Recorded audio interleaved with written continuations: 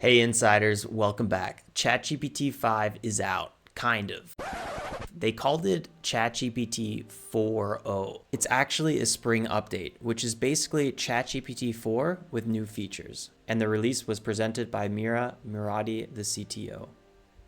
Sam Altman has been hinting at this unique name change for the last few months, reflecting that it isn't just a new model, but an ever-improving system. The release was streamed on Monday, 10 a.m. Pacific time, and already hit almost 6 million views within less than 24 hours. They showcased several new features, several of which will be rolled out over the next few weeks. I'm going to be sharing some of the highlights and community reactions since the drop. Sam Altman points out a few very important points worth discussing. First of all, he says he's very proud that they've made the best model in the world for free in ChatGPT. And this is true. Changes this time apply to all users, both free and paid. We'll talk more about the difference between free and paid in a second. This whole update has been summed up really well by Sam Altman here. Talking to a computer has never felt really natural for me. Now it does. And that's because for the first time, audio, voice, and video are all integrated in one. Check out this clip from the release stream. So ChatGPT, this is what I ended up with. How does this look? Spot on. Now you've isolated the term with x on one side, and it looks like 3x equal 3. What do you think we should do next to solve for x? I'm not sure. Can you give me another hint? Of course.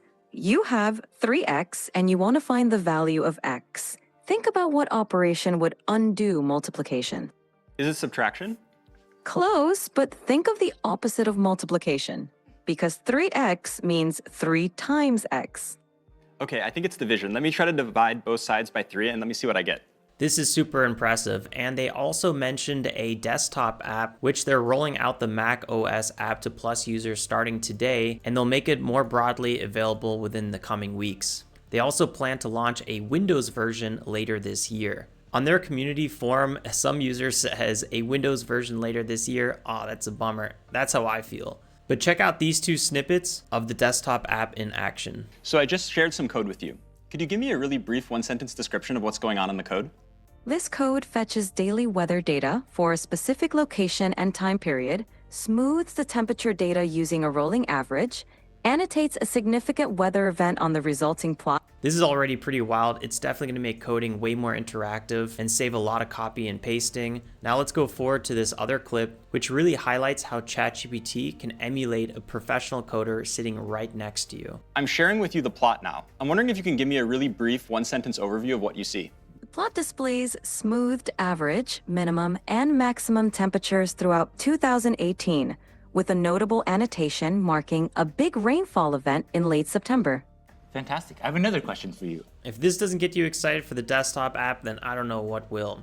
There's also improved multilingual support. Check out this clip here. In 50 different languages for ChatGPT. And this is very, very important because we want to be able to bring this experience to as many people out there as possible. So we're very, very excited to bring GPT 4.0 to all of our free users out there. And for the paid users, they will continue to have up to 5 times the capacity limits of our free users. So free users can do everything paid users can do, just at limited rate usage. More specifically, Plus users will be able to send 80 messages every 3 hours with ChatGPT 4.0 and up to 40 messages every 3 hours with ChatGPT 4. That's what the presenter mentioned, with 5x rate increases compared to free users. As somebody that codes a lot with ChatGPT, this is super useful. Team users have even more rate increases than Plus users.